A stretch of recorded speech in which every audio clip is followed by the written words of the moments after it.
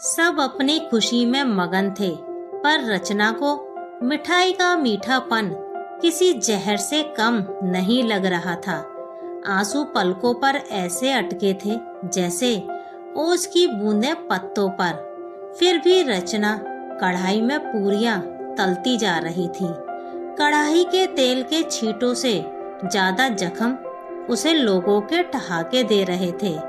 तभी पीछे से आवाज आई, बहू जल्दी जल्दी हाथ चलाओ। रचना अपने आंसुओं को काबू कर एक जिंदा लाश सी रसोई के काम निपटा रही थी।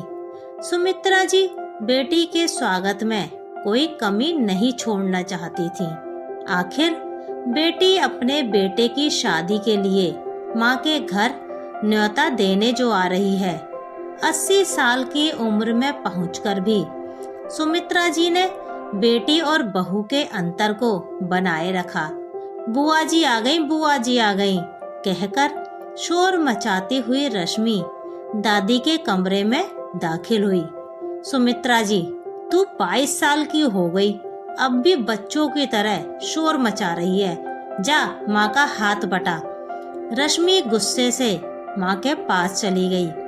रश्मि की बुआ अर्चना अपने पति के साथ पहुंची। माँ ने दोनों को आशीर्वाद दिया। फिर चाय नाश्ते के लिए रश्मि को आवाज लगाई। रश्मि, माँ तुम ही जाओ। डांटने के लिए भी रश्मि चाहिए और काम करवाने के लिए भी। रचना जैसे सुन्न हो गई हो। रश्मि ने माँ का हाथ पकड़कर हिलाते हुए कहा, माँ कहाँ खोई हो? बुआ जी आ गई, दादी नाश्ता मंगवा रही हैं। रचना, बेटा तुम चाय ले जाओ, मैं नाश्ता लाती हूँ। इतने में रश्मि की बुआ अर्चना रसोई में आ गई। भाभी के गले मिली। भाभी, बहुत दुख हुआ आपके भाई के देहांत के बारे में सुनकर। रचना के आंसू जो जम गए थे, मानो अर्चना के भावों की गर्मी से पिघलकर आंखों में उतर आए। अपनी ननद के गले मिलकर रचना खूब रोई। पीछे से सुमित्रा जी ने आवाज लगाई, रश्मि कहाँ रह गई? जमाई जी यहाँ आए बैठे हैं, नाश्ता बनने में कितनी देर लगेगी? रश्मि चाय नाश्ता रख कर आई। सुमित्रा जी, दामाद जी आप चाय पियो, मैं अर्चना को लेकर आई। सुमित्रा जी ननंद भाभी को यूं देखकर गुस्सा हो गई।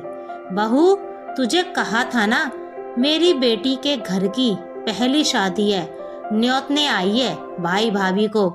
इस शगुन के मौके पर अपने आंसू मत बहाना। अर्चना, माँ तुम ये कैसी बातें कर रही हो? भाई गया है उनका, दुख नहीं होगा क्या? तुम 80 साल की उम्र में पहुंचकर भी ऐसे बातें कर रही हो?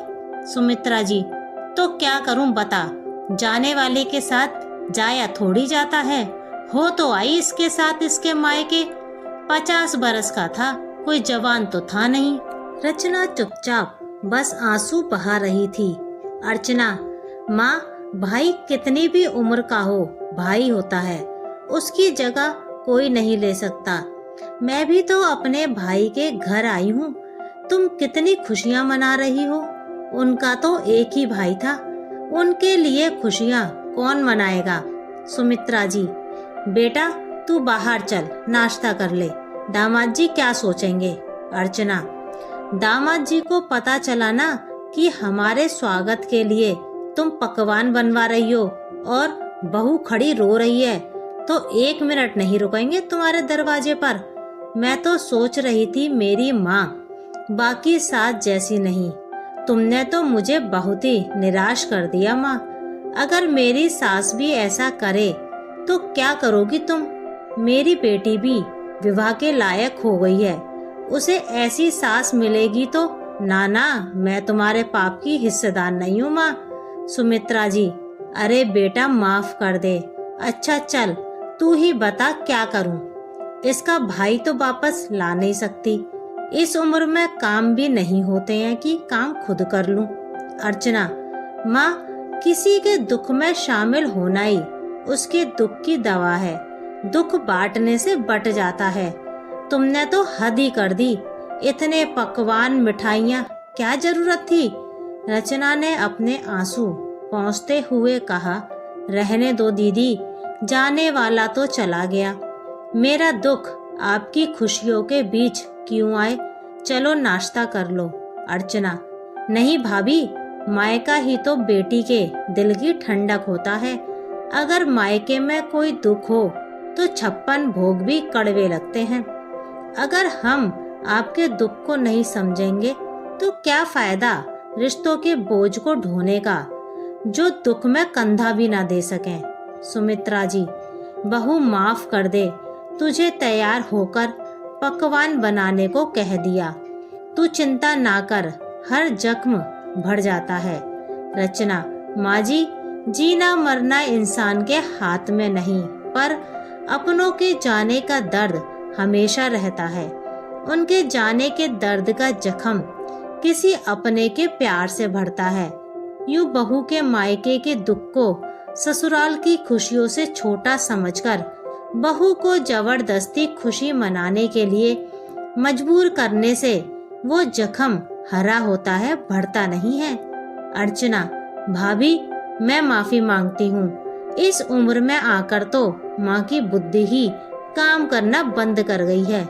रचना, नहीं दीदी, बुद्धि तो सब में होती है, बस भाव मर जाते हैं। हमारे दुख में दुखी वही होता है जो हमें अपना समझे।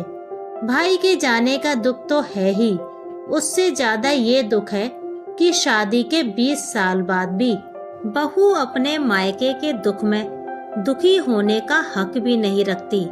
उसे ना चाहते हुए भी ससुराल की खुशियों में शामिल होना पड़ता है। सुमित्रा जी, बहू माफ कर दे, तू मेरी बेटी है। मैं ही मूर्ख हूँ जो दुनिया के बेफालतू के रिवाजों को ढो रही हूँ। ऐसा ना सोच बेटा, ये घर तेरा है, तेरा दुख मेरा भी है। रचना सासू माँ के गले मिलकर खूब रोई। इतने में रश्मि आई। बुआ जी, फूफा जी बाहर इंतजार कर रहे हैं सबका। सब बाहर गए। रचना, नमस्ते नंदोई जी। नंदोई जी, नमस्ते। आपके भाई के बारे में सुनकर दुख हुआ। आप चिंता ना करें, मुझे अपने भाई जैसा ही समझें। मैंने अर्चना को इसलिए पहले ही बोल दिया था कि सिर्फ नाश्ता करेंगे और न्योता देने के साथ साथ आपका थोड़ा दुख भी बांट लेंगे। रचना की आंखों में फिर आंसू झलक आए, पर उसने खुद को संभालते हुए कहा, अरे नहीं, खाना खाए बिना नहीं जाने दूंगी। आप बैठो। आप जैसे नंदोई भगवान सबको दे। चलो दीदी, आप भी चाय पियो। सब मिलकर चाय पीने लगे। उम्र चाहे कोई भी हो, अपनों के जाने का गम उतना ही दर्द देता है। जब कोई दुख बांटने वाला ना हो तो वो दर्द घाव बनकर हमेशा रिश्तों के बीच रहता है। बहू जब अपना घर मानकर हर छोटी से छोटी खुशी भी मनाती है तो क्यों बहू के मायके का दुख छोटा माना जाता है? क्या बहू का दुख सिर्फ उसी के हिस्से का है?